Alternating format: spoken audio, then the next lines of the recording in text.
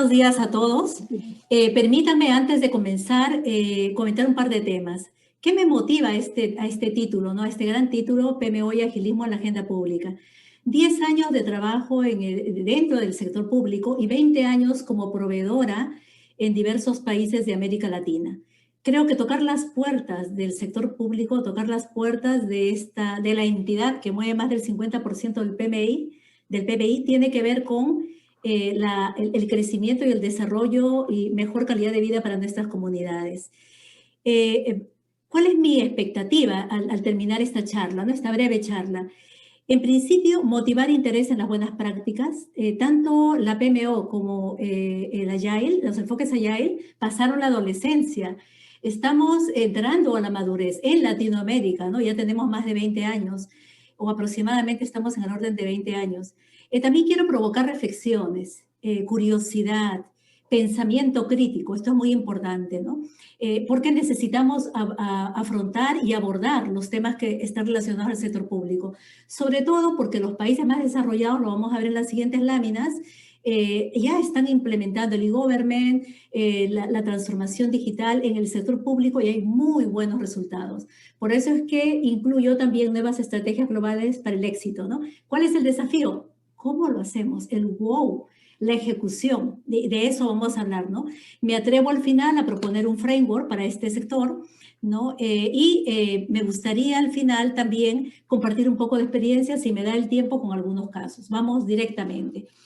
¿Cuál es la agenda? En principio haré un diagnóstico liviano, ligero, ¿no? Están todas las fuentes en la presentación para los que quieran seguir investigando. Adelanto que la tarea de planificación, la tarea de la mirada al diagnóstico está hecha. Hay muy buen trabajo hecho por entidades gubernamentales, por instituciones globales y también por los sectores de gobierno. Luego es importante entrar a un enfoque de teoría, ¿no? O sea, ¿qué tenemos? Conceptos de PMO y conceptos de agilidad.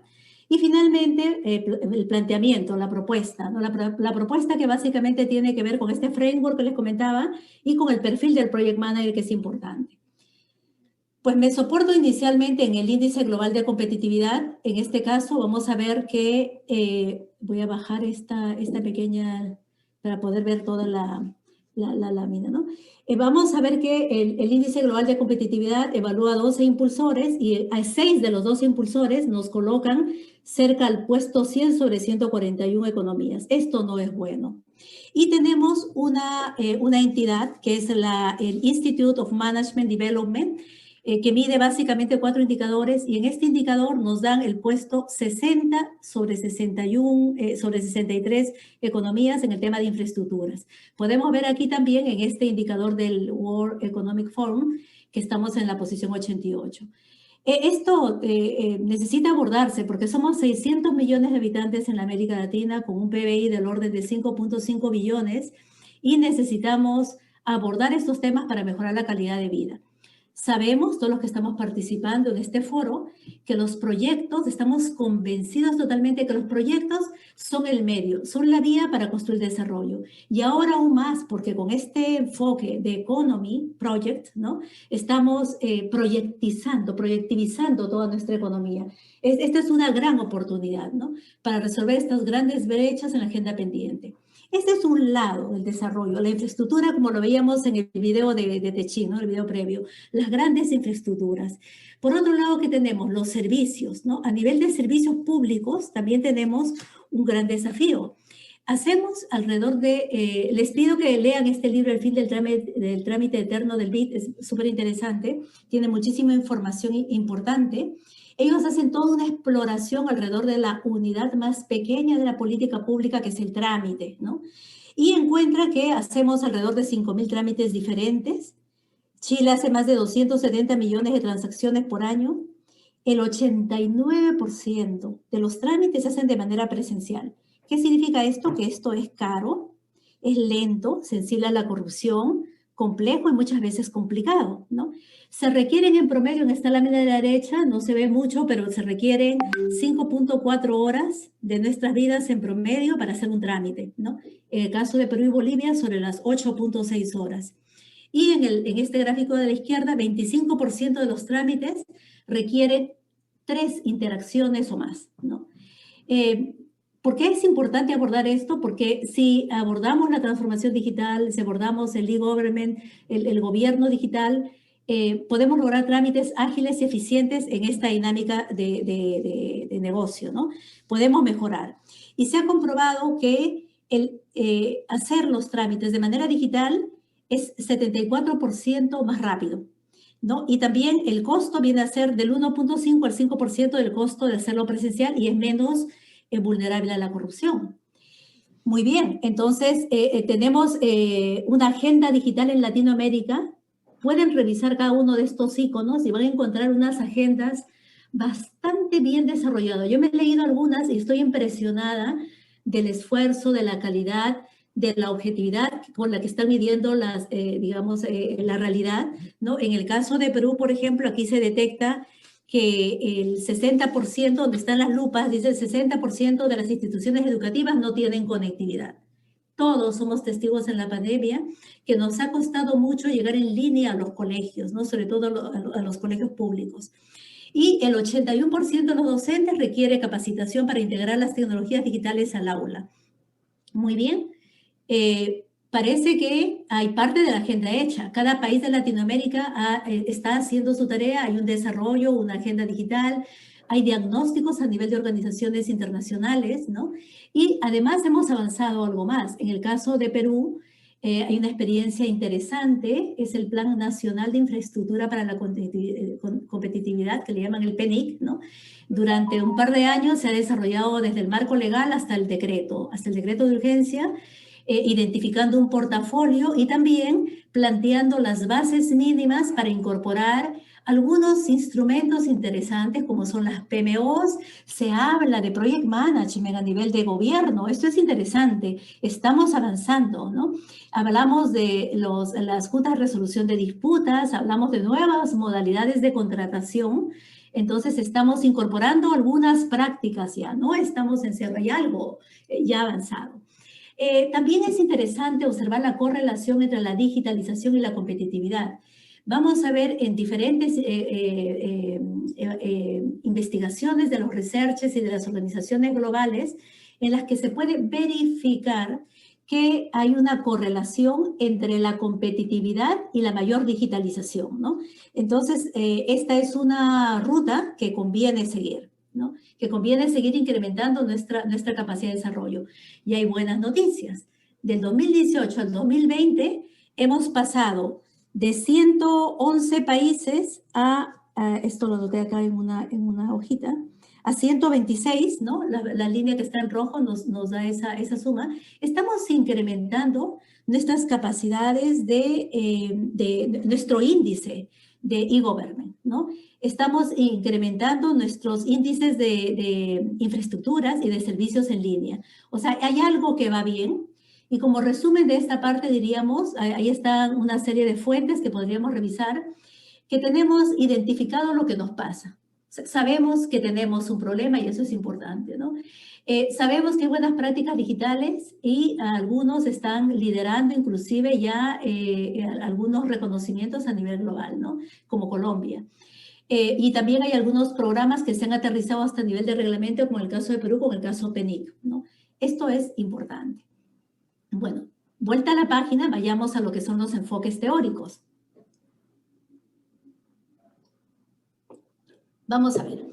El PMBOK en la sexta edición asocia el concepto de PMO a la estandarización de procesos de gobernanza no relacionados con el proyecto, ¿no?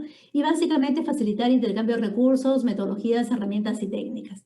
Más allá de este concepto, al lado derecho de esta presentación vemos una cantidad impresionante de términos relacionados a oficinas de proyecto que realmente no recoge todos los términos que existen actualmente en el mercado. Y esto es muy importante porque esto nos habla de flexibilidad, de adaptabilidad. Entonces, hay un término genérico que es PMO, oficina de proyectos, pero cuando ya los aterrizamos en instituciones del sector público, instituciones bancarias, en diferentes entidades a nivel global, yo he tenido la experiencia como jurado de los PMO Awards de poder verificar que inclusive las oficinas de proyectos se presentan con los nombres que han adoptado en sus respectivos medio ambientes, ¿no?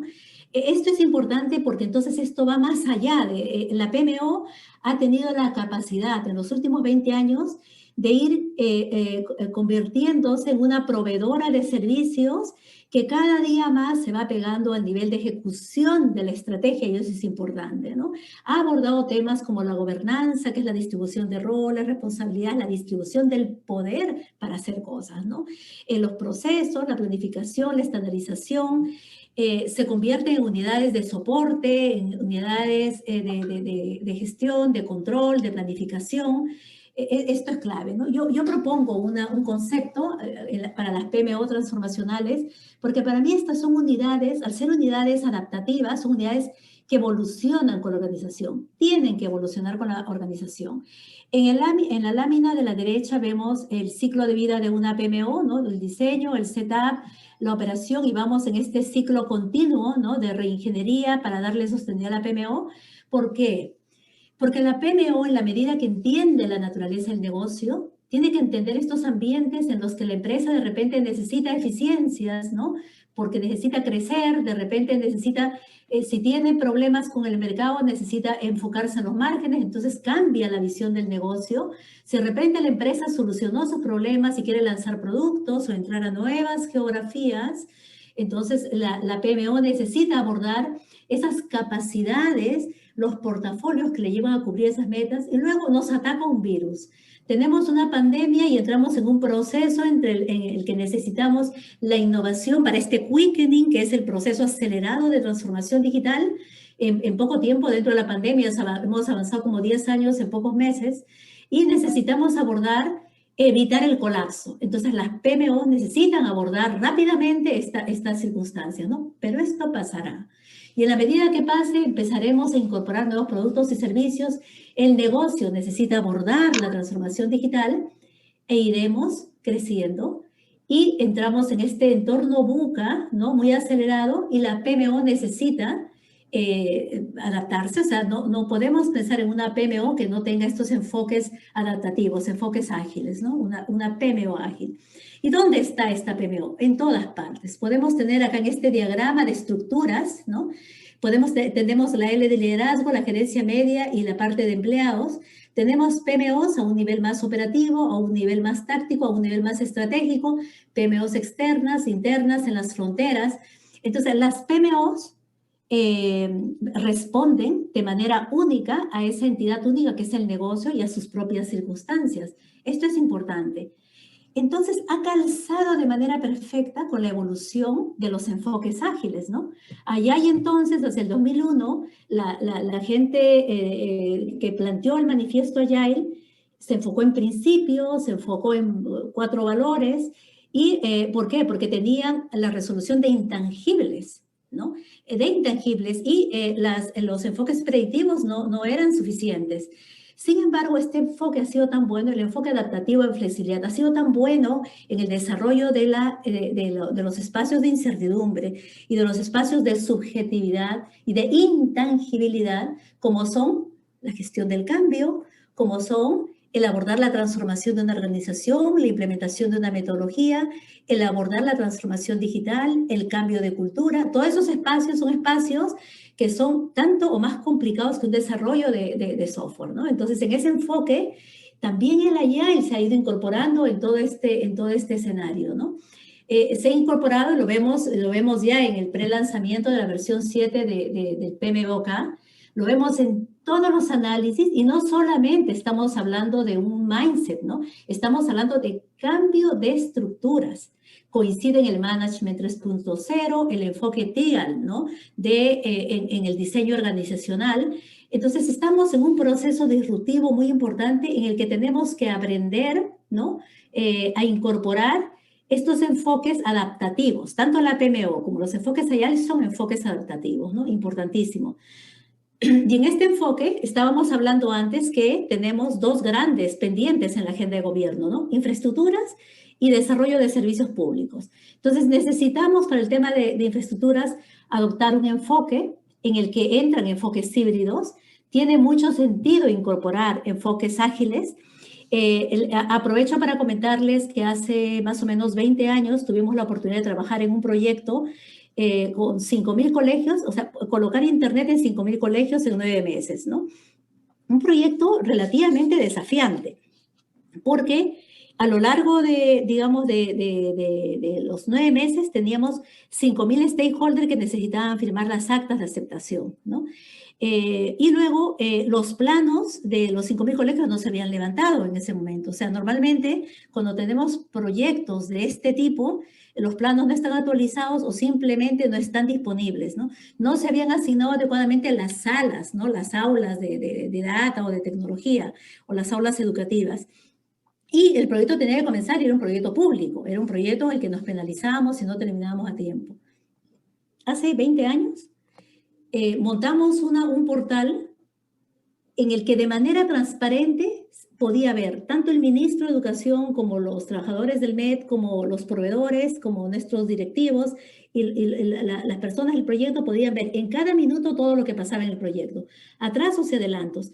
Estos ya son enfoques ágiles, o sea, yo creo que yo les comento algo que puede ser parte de mi experiencia, pero cuando he estado en Ecuador hemos trabajado en un proyecto de alerta temprana ante inundaciones con un sistema de inteligencia artificial y también hay actitudes que nos llevan a este enfoque. Es verdad que en el sector público hay una cultura y luego vamos a ver que tenemos unos grandes desafíos, sobre todo en la procura, en el tema de compras, ¿no? Y en el tema de la fiscalización. Es verdad, pero reconozcamos que hay cosas que hemos ido avanzando, ¿no?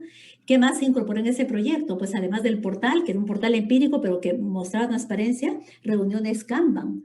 O sea, les estoy hablando de hace 20 años, hacíamos reuniones de 25 minutos en esa época, de manera diaria y una vez a la semana a nivel de ministerio, ¿no?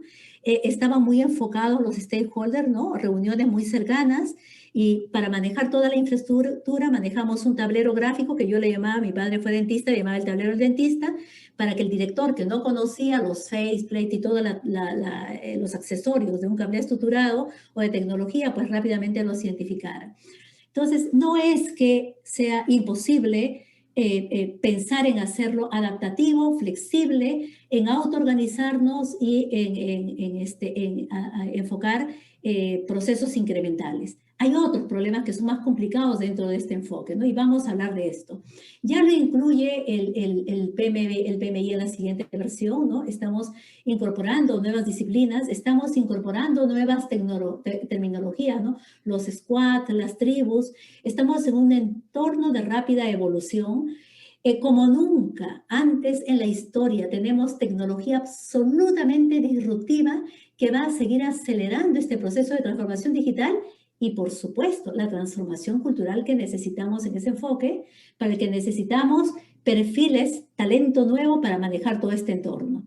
Cuando me refiero a la tecnología disruptiva, me estoy refiriendo al 5G, a la impresión 3D, me estoy refiriendo también a todo lo que es la inteligencia artificial, el IoT, bueno, todo lo que muchas personas digamos, presentes en este foro conocen, ¿no? Pero tenemos desafíos, ¿no? Yo vengo revisando hace muchos años cómo vamos mejorando con las buenas prácticas, ¿no? Y nos encontramos con un techo de cristal, podríamos llamarle, ¿no? Cuando vamos a la ejecución, o sea, podemos plantear bien las ideas, pero cuando llegamos a la ejecución nos lleva, estos indicadores varían entre el 16 y el 23. Algunos dicen 19, le pongo 20%. El 20% de los proyectos tienen éxito en la implantación. El 80% de todo ese esfuerzo hecho antes, de todo ese pensar, de toda esa abstracción que hacemos para identificar el problema, no se resuelve en la ejecución. Ese es el desafío. ¿Qué hacemos ante la ejecución? Bueno, miremos a los que están haciendo lo mejor, ¿no? Los países más desarrollados, que tienen unos mejores indicadores de e-government, lo están haciendo mejor. Parece que hay una correlación. Oye, soy un buen alumno a nivel global, porque hago las cosas bien, porque utilizo las buenas prácticas, mis resultados lo muestran la calidad de vida, lo muestran todos los indicadores de calidad de la sociedad.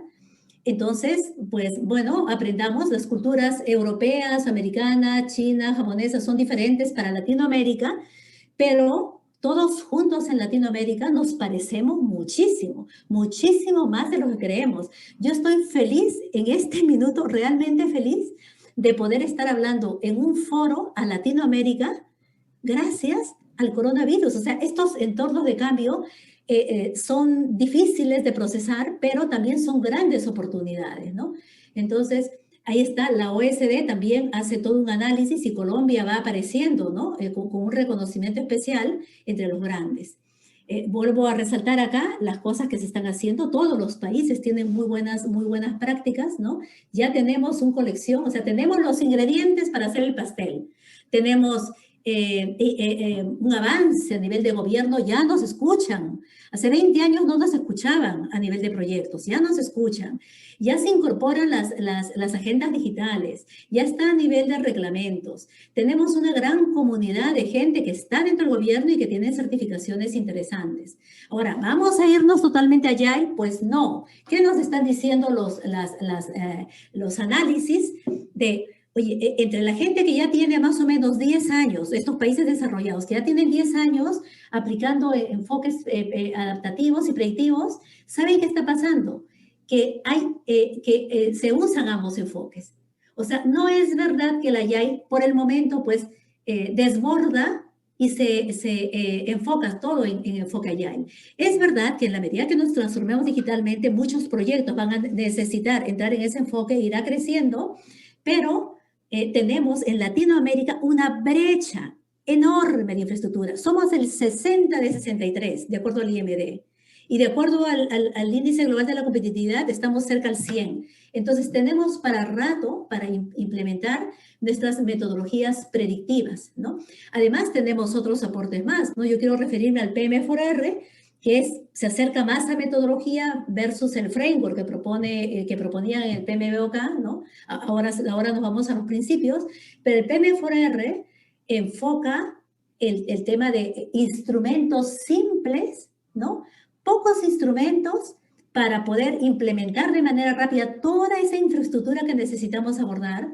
También tenemos un PM4R Agile, también pocos instrumentos adaptados para flexibilizarlos y adoptarlos, y tenemos el PM4R Leadership, ¿no? Entonces, a partir de estas buenas prácticas de hace 20 años, se han ido madurando y empiezan a crearse metodologías, así como el PM4R.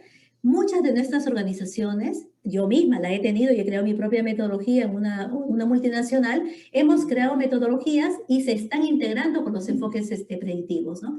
¿Cuál es nuestro desafío? Las compras, la procura. Este sí es un talón de Aquiles en todo este enfoque, ¿no? ¿Por qué? Porque a nivel del marco gubernamental, que es un marco, un framework que tenemos que respetar, la filosofía de cuidado del tesoro público parte del riesgo. O sea, hay riesgo porque necesitamos cuidar la cosa pública. Esto es muy importante. Y por otro lado, tenemos estos nuevos enfoques que dicen, oye, necesitamos agilidad, flexibilidad, y la filosofía Agile es confianza. Desafío, riesgo por un lado, confianza por el otro lado. Tenemos contratos que vienen del sector público bastante estructurados, ¿no? Que tienen un enfoque basado en precio, alcance, calidad, plazo, tienen, o sea, se cuida mucho el cambio, no hay una facilidad o flexibilidad para el cambio. Sí es posible. O sea, el sector público permite cambios, claro que los permite. En construcciones, en algunos países hasta el 30%, en temas digitales, otros focos 10%, cada país va por ahí. O sea, sí se pueden aplicar algunos cambios, ¿no? Pero no es una filosofía de cambio. Los contratos ágiles, tenemos buenas prácticas con muy buenas metodologías. El PMI-ACP nos obliga a revisar todos los tipos de modalidades en contratos ágiles muy interesantes, muy interesantes, que tienen una coincidencia con algunos de los contratos que estamos incorporando en estos modelos gobierno-gobierno. O sea, hay elementos en los que estamos integrando estos enfoques, ¿no? Hay un producto incremental, ahí sí tenemos que solucionarlo, mientras en el sector público tenemos la posibilidad de armar hitos. También tenemos la posibilidad, los que trabajan en el sector público, de poner TDRs que puedan hacer pagos parciales. Algunos países lo hacen mejor, en otros países necesitan enfocarlo. No es verdad que no se pueda totalmente, ¿no? O sea, podemos ir adaptando. Hay un lenguaje Agile. Ahí sí les pido a mis compañeros de software o los que están más enfocados en Agile, no hablen en difícil al sector público. Si van a hablarle de un sprint, pues hablemos en fácil, ¿no? O sea, ambos tenemos que hacer un proceso de acercamiento porque es simple, o sea, la descripción de una reunión corta no tiene que ser de 15 minutos, puede ser de 30, de 25, de 45, o sea, podemos adaptarnos, pero tiene que ser frecuente, con ciertos estándares, con ciertos protocolos, para que tenga cierta estructura, ¿no? Tenemos en el lado de la procura también el tema de gobernanza rígida, tenemos otros actores, la Contraloría, la fiscalización, las compras, todo bajo de un enfoque de riesgo, ¿no? Entonces, ese tema también implica formación a este equipo de personas, que son personas que se enfocan en calidad, que quieren cuidar los dineros públicos, pero necesitamos formarlos para que se acerquen un poco a este proceso el proceso colaborativo, ¿no? Entonces, esta brecha cultural implica acuerdos en la visión. Pareciera que el tema no fuera tan complicado, porque cuando vemos todas esas agendas digitales que han salido de gobierno, que no han salido del sector público y también han salido de muchas organizaciones internacionales, la visión es la misma. Todos queremos una América Latina más justa, más equilibrada, con menos brechas, ¿no? Todos queremos ser más flexibles ante el cambio. El tema es que tenemos que comenzar por nuestro lado, por nosotros, ¿no? Tenemos que entender que el mundo cambió, no vamos a volver atrás. Probablemente el próximo encuentro de PMI sí sea presencial, pero les aseguro que también tendrá su foro en línea. ¿Por qué? Porque ya no volveremos exactamente como estábamos antes, ¿no? Y eso implica que a nivel de gobernanza y roles tendríamos que revisar también ese proceso, ¿no? Los proyectos sufren cambios. Yo en 30 años de trabajo no conozco un solo proyecto que no tenga cambios. Los cambios son parte del concepto de management. No gestionamos herramientas, gestionamos personas, ¿no? Y las personas no son simples, somos complejas. Los proyectos ejecutados con Agile fallan, claro que fallan. También fallan, pero fallan más temprano y están dispuestos al fallo, tienen tolerancia al fallo, lo esperan. Entonces, rápidamente tienen más actitud y predisposición para poder aceptar el cambio, ¿no? Se enfocan en los resultados. Esto sí hay que adoptarlo, esto es muy importante, ¿no? El tema en el sector público hay un tema de foco en el contrato, ¿no? En fin, los proyectos con enfoques predictivos están adaptados a un sistema para un seguimiento más complejo. En el enfoque ágil hay entregas más tempranas. Bien, entonces ahí hay temas en los que no es que no haya nada que se ha hecho, o sea, partamos con optimismo, que en el sector público hay gente que está certificada en PMI-ACP, en Scrum. En Perú hicimos el primer curso de Scrum en el año 2008, ¿no? Y algunos de los participantes venían del sector público, entonces hay avances, ¿no? Pero tenemos estructuras y filosofías detrás en las que tenemos que integrar esa filosofía de riesgo con la filosofía de confianza. Pero ¿quién es el que puede hacer este cambio? El cambio no va a venir del PMI, ni del BID, ni del Banco Mundial. El cambio viene de todos los que estamos participando en este foro. ¿Y con qué tiene que ver el cambio? El cambio tiene que ver con estos factores, ¿no? Miren, esta es una investigación completa que hicieron en Reino Unido, porque ellos tienen toda una institución que maneja todo lo que es el gobierno digital y todo lo que son los proyectos que depende directamente del secretario de Estado. Entonces, invierten mucho dinero en este proceso.